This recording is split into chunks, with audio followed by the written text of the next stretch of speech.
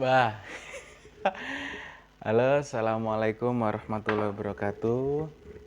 Kembali lagi di channel saya, yaitu membahas tentang GERD anxiety psikosomatis ya. Udah lama saya tidak membuat video karena ya banyak sekali kesibukan. Ya salah satunya karena tuntutan untuk menjadi seorang suami, ya kan, mencarikan nafkah buat anak istri. Ya akhirnya ya jarang bikin video.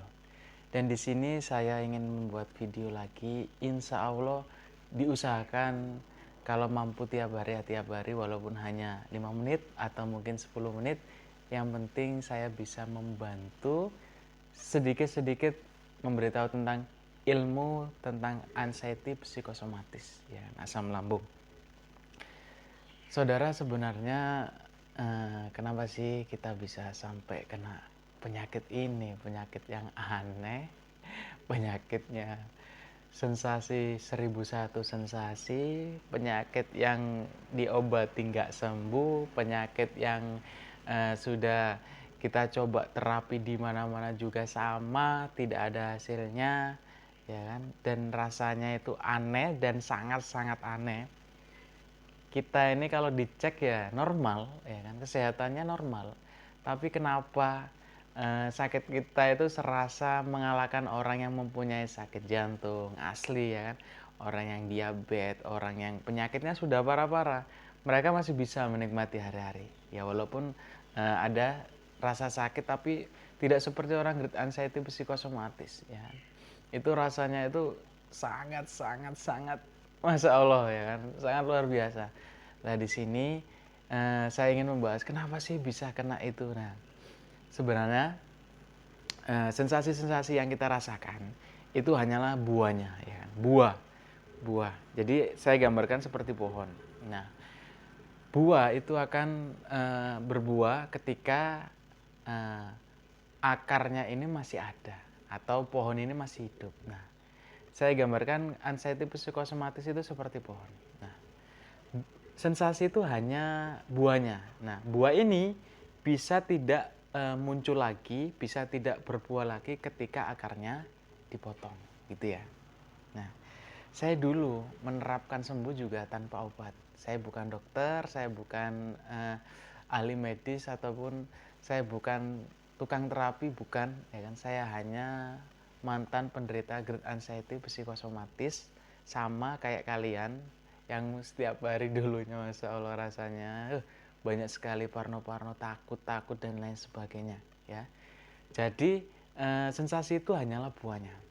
Kalau kita ingin sensasi-sensasi ini hilang satu persatu, maka akar-akar masalahnya harus kita selesaikan, harus kita potong, gitu ya kan. Seperti sensasi dari mulai ujung atas kepala kita sampai ujung kaki, itu semuanya hanya buahnya, ya kan. Keliengan, sempoyongan, mata buram, telinga mendenging, ya kan, leher mengganjal, dada sakit kiri kanan, tembus belika, terus kesemutan, terus macam-macam sampai kaki dan lain sebagainya. Banyak sensasinya. Nah, itu hanya buahnya. Akarnya di mana? Ternyata titiknya itu ya salah satunya di lambung kita, asam ini, ya. Asam yang sudah bertahun-tahun. Nah, ketika sudah meledak, maka terjadilah sensasi yang 1001 sensasi. Nah, caranya gimana biar asam lambung kita itu tidak meledos, ya, tidak meledak? Nah, yaitu dengan cara kita harus bisa mengatur tingkat emosi kita, ya kan?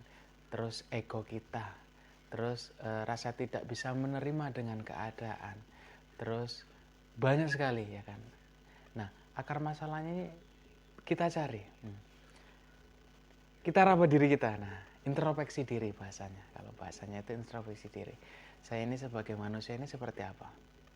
Sebelumnya, apakah orangnya itu pemarah, egois, menangan sendiri, ataupun apa-apa itu pengennya cepet, yang instan, nggak sabaran, atau mungkin macam-macam, ya kan?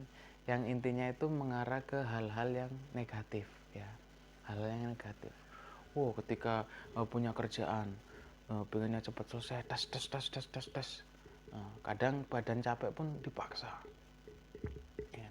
atau mungkin pikiran kita yang selalu pikir negatif tentang seseorang, mikirin tetangga kita, ngerasani atau apapun, banyak pokoknya hal-hal yang negatif. Intinya hal-hal yang kalau dalam agama Islam itu yang mengakibatkan dosa, ya kan, berburuk sangka, ya kan, terus marah, menjelekkan orang lain dan lain sebagainya, banyak hal-hal yang negatif. Nah, sebenarnya akarnya di situ.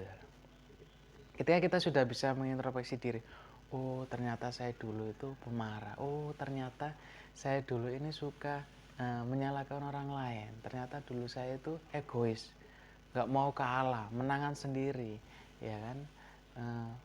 Pokoknya intinya hal-hal yang negatif.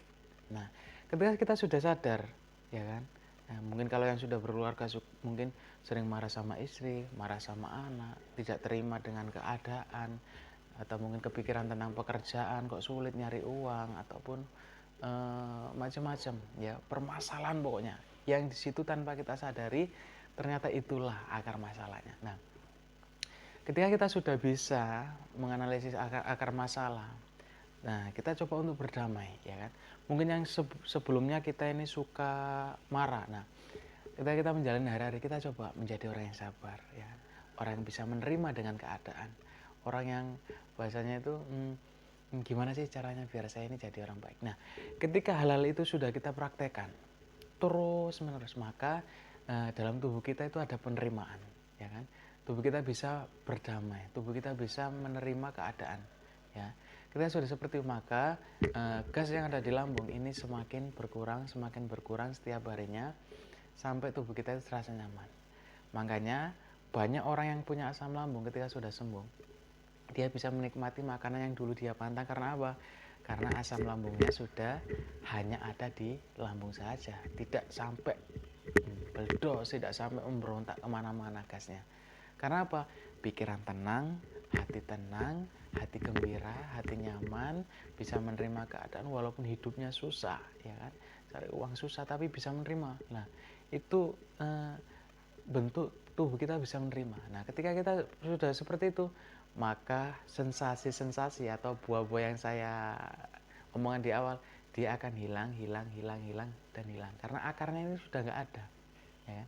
Tapi kalau akarnya ini masih ada, ya, kita masih suka benci sama orang, emosi, mangkel, terus macam-macam, ya kan, hal-hal yang negatif, pemarah, pokoknya nggak terima, egois dan lain sebagainya, atau mungkin memikirkan penyakit ini terus, kenapa sih sakit ini kok nggak hilang-hilang, ya, resah, ya kan, maka akar itu semakin subur. Nah, sensasi juga semakin banyak, ya.